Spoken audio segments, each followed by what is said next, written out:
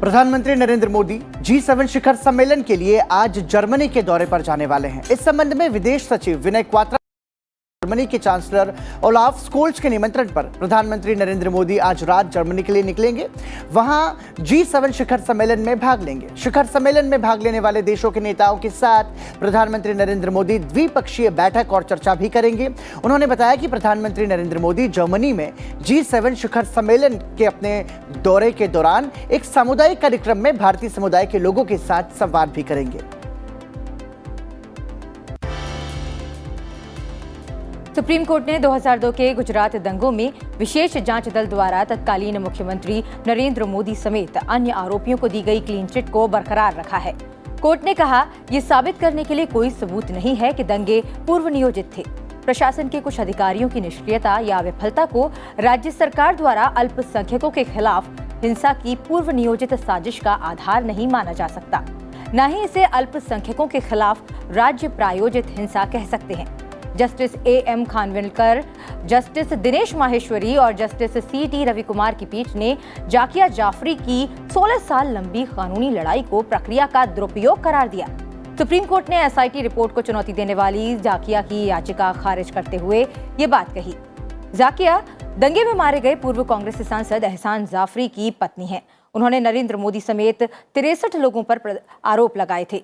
पीठ ने 452 पृष्ठ के फैसले में जांच रिपोर्ट की तारीफ करते हुए कहा, कोर्ट द्वारा गठित SIT ने 2012 में सभी सबूतों पर विचार करने के बाद अपनी राय बनाई। SIT ने अल्पसंख्यक समुदाय के खिलाफ सामूहिक हिंसा के लिए सरकार में शीर्ष स्तर पर आपराधिक साजिश रचे जाने के आरोप खारिज कर दिए थे। प्रधानमंत्री आवास योजना शहरी के तहत अब तक 122.69 लाख मकानों को स्वीकृति दी जा चुकी है। केंद्रीय आवास एवं शहरी मामलों के मंत्रालय ने एक बयान में कहा कि 61 लाख से ज्यादा मकानों का निर्माण कार्य पूरा कर उन्हें लाभार्थियों को सौंप दिया गया है। केंद्रीय आवास और शहरी मामलों के मंत्रालय के सचिव मनोज जोशी ने एक ऑनलाइन कार्यक्रम में राज्यों और केंद्र शासित प्रदेशों से सभी के लिए आवास के लक्ष्य को पूरा करने के लिए अपने अपने क्षेत्रों में निर्माण कार्य में तेजी लाने का आग्रह किया है। प्रधानमंत्री आवास योजना शहरी योजना 25 जून 2015 को प्रधानमंत्री नरेंद्र मोदी द्वारा शुरू की गई थी।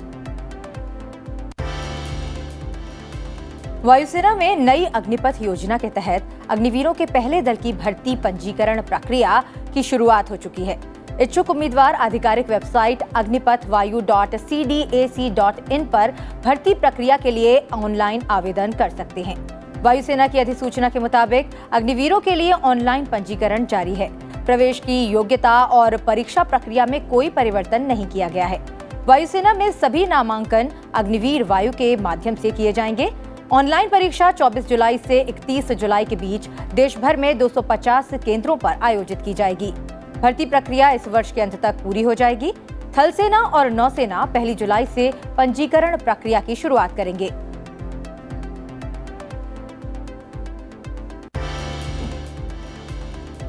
केंद्र सरकार ने तपन कुमार डेका को सूचना विभाग यानी कि इंफॉर्मेशन ब्यूरो का निदेशक बनाया है। उनका कार्यकाल पदभार संभालने के बाद 2 साल के लिए होगा। डेका अरविंद कुमार का स्थान लेंगे, जिनका कार्यकाल 30 जून को समाप्त हो रहा है। हिमाचल प्रदेश कैडर के 1988 बैच तपन डेका वर्तमान में विशेष निदेशक के रूप में कार्यरत हैं और जम्मू कश्मीर में आतंकवाद विरोधी अभियानों के प्रभारी भी हैं। केंद्र सरकार ने शुक्रवार को खुफिया agency research and analysis wing के सचिव सामंत कुमार गोयल का कार्यकाल भी 1 साल और बढ़ा दिया है। केंद्रीय मंत्रिमंडल की नियुक्ति मामलों की समिति ने शुक्रवार को इन फैसलों को मंजूरी प्रदान की। केंद्र सरकार ने जी परमेश्वरन अय्यर को नीति आयोग का CEO नियुक्त किया है। उनका कार्यकाल 2 साल के लिए होगा। अय्यर अमिताभ कांत का स्थान लेंगे। अमिताभ कांत को 2016 में 2 साल के लिए CEO बनाया गया था और तब से उन्हें सेवा विस्तार मिलता रहा। साथ ही 30 जून को अपना कार्यकाल पूरा करेंगे। और साथ ही आपको बता दें, वरिष्ठ जिम्मेदारी पूर्व पेयजल और स्वच्छता सचिव परमेश्वरन अय्यर को नीति आयोग का CEO नियुक्त किया गया है। वरिष्ठ IPS अधिकारी तपन कुमार डेका को खुफिया ब्यूरो का नए प्रमुख नियुक्त किया गया है। वहीं सरकार ने रॉ प्रमुख सामंत कुमार गोयल को 1 और साल की सेवा विस्तार दिया है। भारत के केंद्रीय औषधि विशेषज्ञ समिति ने आयु के बच्चों के लिए के कोवोवैक्स टीके के आपातकालीन उपयोग को मंजूरी देने की शुक्रवार को सिफारिश की। आधिकारिक सूत्रों ने ये जानकारी दी। सिफारिश को अंतिम मंजूरी के लिए भारत के औषधि महानियंत्रक को भेज दिया गया है। सीरम इंस्टीट्यूट ऑफ इंडिया में सरकारी और नियामक मामलों के निदेशक प्रकाश कुमार सिंह ने 16 मार्च को आपातकालीन उपयोग प्राधिकरण के लिए आवेदन प्रस्तुत किया था।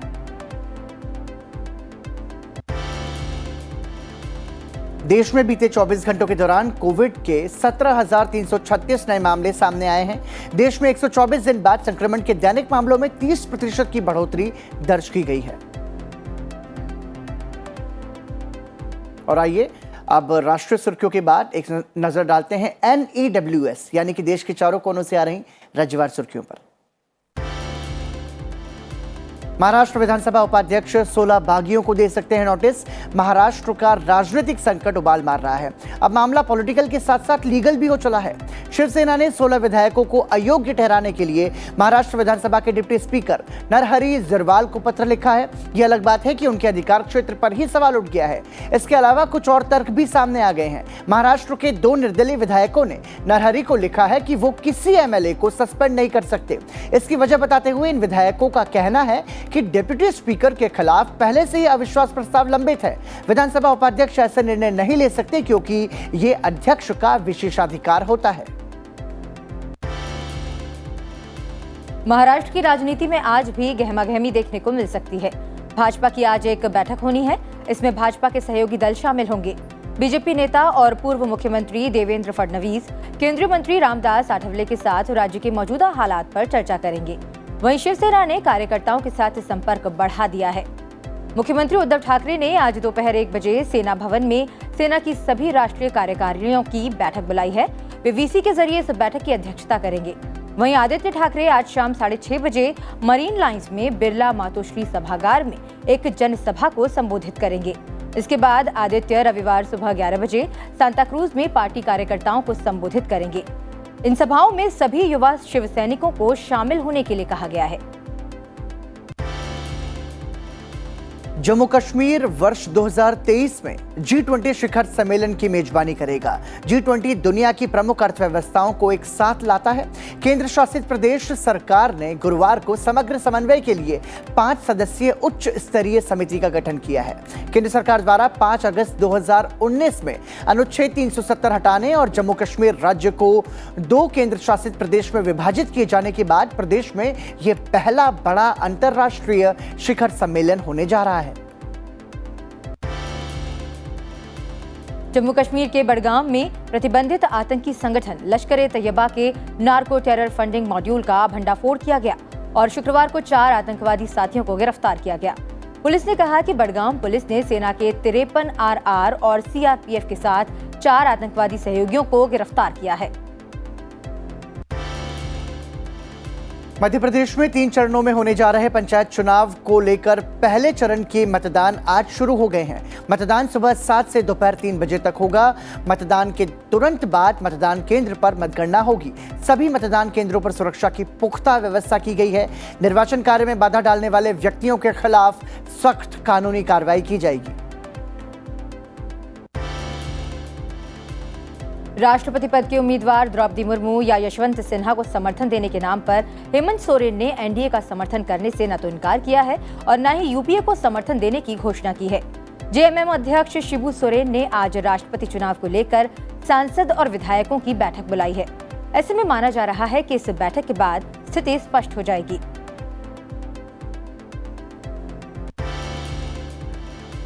उत्तर प्रदेश के मुख्यमंत्री योगी आदित्यनाथ आज स्वामित्व योजना के तहत 10,81,062 ग्रामीणों को डिजिटल माध्यम से उनके आवास का मालिकाना हक दिलाने का काम करेंगे। ग्रामीण आवासीय अभिलेख यानी घरौनी प्रमाण पत्र सौंपेंगे। घरौनी प्रमाण पत्र मिलने से ग्रामीण को बैंकों से लोन प्राप्त करना आसान हो जाएगा और साथ ही दूसरी आवश्यक सेवाओं को हासिल करने में भी घरौनी के दस्तावेज उनके काम आ सकेंगे।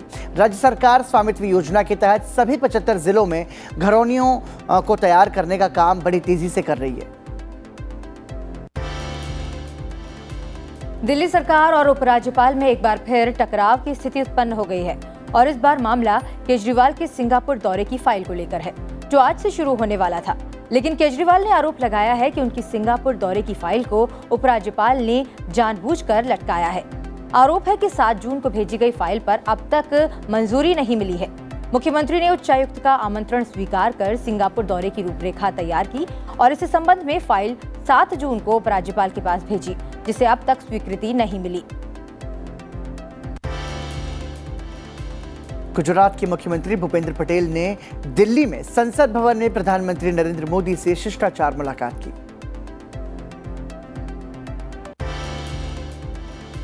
बिहार विधानमंडल का मॉनसून सत्र कल से शुरू हो गया।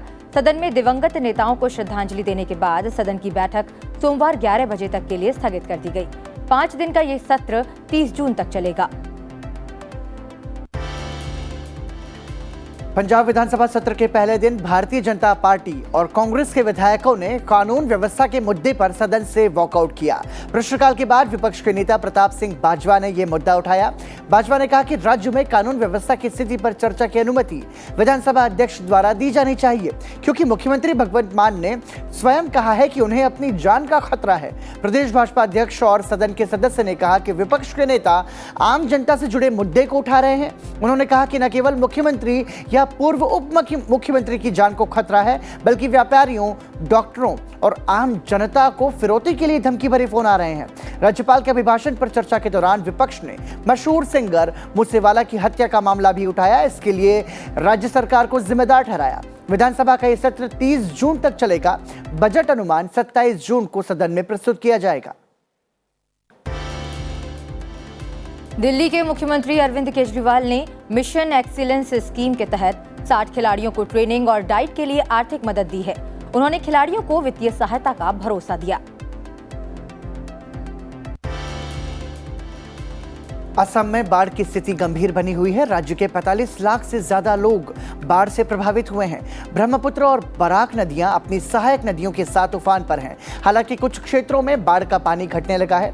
राज्य में बाढ़ के कारण बीते 24 घंटे में 7 और लोगों की मौत हो जाने से आपदा में अब तक मरने वालों की कुल संख्या बढ़कर 108 हो गई है। असम की बराक घाटी का प्रवेश द्वार माने जाने वाले सिलचर के अधिकतर इलाके जलमग्न हैं। घाटी के 3 जिले कछार, हैलाकांडी और करीमगंज बराक और कुशियारी नदी के बढ़ते जल स्तर से बुरी तरह प्रभावित हुए हैं। असम के कई इलाकों में बाढ़ का पानी सरकारी विभागों के कार्यालयों, स्कूलों और अस्पतालों के परिसर में घुस गया है, जिसकी वजह से कामकाज पर असर पड़ा है। वहीं स्कूल बंद कर दिए गए हैं। और आइए अब नजर डालते हैं अंतर्राष्ट्रीय सुर्खियों पर। प्रधानमंत्री नरेंद्र मोदी ने ब्रिक्स शिखर सम्मेलन के दूसरे दिन सदस्य देशों को संबोधित किया। उन्होंने कहा कि सदस्य देशों को एक दूसरे की सुरक्षा चिंताओं को समझना चाहिए और आतंकवादियों को नामित करने में आपस में सहयोग करना चाहिए। उन्होंने ये भी कहा कि इस संवेदनशील मुद्दे का राजनीतिकरण नहीं होना चाहिए। FATF की ओर से आतंकी फंडिंग को लेकर पाकिस्तान पर बनाया जा रहा दबाव अब रंग लाने लगा है। पाकिस्तान की एक आतंक रोधी अदालत ने 2008 के मुंबई हमले के एक हैंडलर को आतंकी फंडिंग के मामले में 15 साल से अधिक जेल की सजा सुनाई है। लश्कर और जमात उद दावा से जुड़े आतंकी फंडिंग के केस देखने वाले एक वरिष्ठ अधिवक्ता के मुताबिक लश्कर-ए-तैयबा के आतंकी साजिद मजीद मीर को 15 साल से अधिक जेल की सजा सुनाई गई है। अमेरिका की सुप्रीम कोर्ट ने शुक्रवार को ऐतिहासिक रो वी वेड फैसले को खारिज कर दिया, जिसमें देश में गर्भपात से संबंधित सुरक्षा को संस्थागत रूप दिया गया था। इस फैसले के बाद सुप्रीम कोर्ट के गर्भपात के फैसले पर अमेरिका के राष्ट्रपति जो बाइडेन और पूर्व राष्ट्रपति बराक ओबामा ने प्रतिक्रिया दी है। उन्होंने इस फैसले को भयावह और दिल तोड़ने वाला बताया।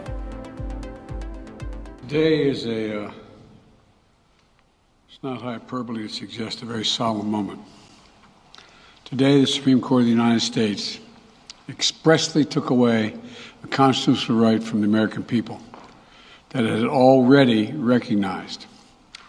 They didn't limit it, they simply took it away.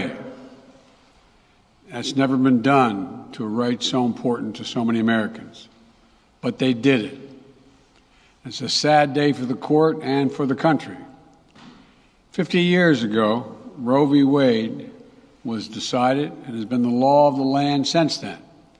This landmark case protected women's right to choose, her right to make intensely personal decisions with their doctor, free from the interference of politics. It reaffirmed basic principles of equality, that women have the power to control their own destiny, and it reinforced a fundamental right of privacy, a right of each of us to choose how to live our lives. Bharat ने भूकंप प्रभावित अफगानिस्तान के लोगों की मदद के लिए सबसे पहले सहायता प्रदान करते हुए 2 विमानों से वहां 27 टन आपात राहत सामग्री भेजी है। अफगानिस्तान में 22 जून को आए शक्तिशाली भूकंप के कारण भारी जानमाल का नुकसान हुआ है। भारत सरकार ने सबसे पहले सहायता प्रदान करते हुए 2 विमानों से वहां 27 टन आपात राहत सामग्री काबुल भेजी, जिसमें तंबू, स्लीपिंग बैग, कंबल और चटाई आदि शामिल हैं। आपको बता दें कि अफगानिस्तान में भीषण भूकंप के बाद मृतकों की संख्या बढ़कर 1150 हो गई है। ईंट और पत्थरों से बने घर भूकंप के कारण मलबे में तब्दील हो गए हैं और मृतकों की संख्या लगातार बढ़ रही है। भारत ने गंभीर आर्थिक संकट और आवश्यक वस्तुओं की कमी का सामना कर रहे श्रीलंका को 3 अरब श्रीलंकाई रुपए से अधिक मूल्य की एक बड़ी मानवीय सहायता खेप सौंपी है। खेप में भारत के लोगों द्वारा दान में दिया गया 14,700 मीट्रिक टन चावल, 250 मीट्रिक टन दूध का पाउडर और 38 मीट्रिक टन दवाइयां शामिल हैं। भारतीय उच्चायोग ने कहा कि मानवीय सहायता की बड़ी खेप भारत और श्रीलंका के लोगों के बीच जुड़ाव और श्रीलंका में अपने बंधुओं के कल्याण के लिए भारत के लोगों की चिंताओं को रेखांकित करती है। यूरोपीय संसद ने यूक्रेन और मोल्दोवा को यूरोपीय संघ के सदस्य का दर्जा देने के प्रस्ताव का भारी बहुमत से समर्थन किया है। यूरोपीय परिषद के अध्यक्ष चार्ल्स मिशेल ने यूरोपीय संघ के 27 सदस्य देशों के नेताओं से चर्चा के बाद ये घोषणा की। प्रस्ताव के समर्थन में 529 और विरोध में 45 वोट पड़े, जबकि 14 सदस्यों ने मतदान में भाग नहीं लिया। यूक्रेन के राष्ट्रपति वोलोदिमिर ज़ेलेंस्की ने कहा कि यूक्रेन और यूरोपीय संघ के संबंधों में ये ऐतिहासिक क्षण है और यूरोपीय संघ में ही यूक्रेन का भविष्य है। नॉर्वे की राजधानी ओस्लो में एक नाइट क्लब में हुई गोलीबारी में 2 लोगों की मौत हो गई और करीब 10 लोग गंभीर रूप से घायल हो गए।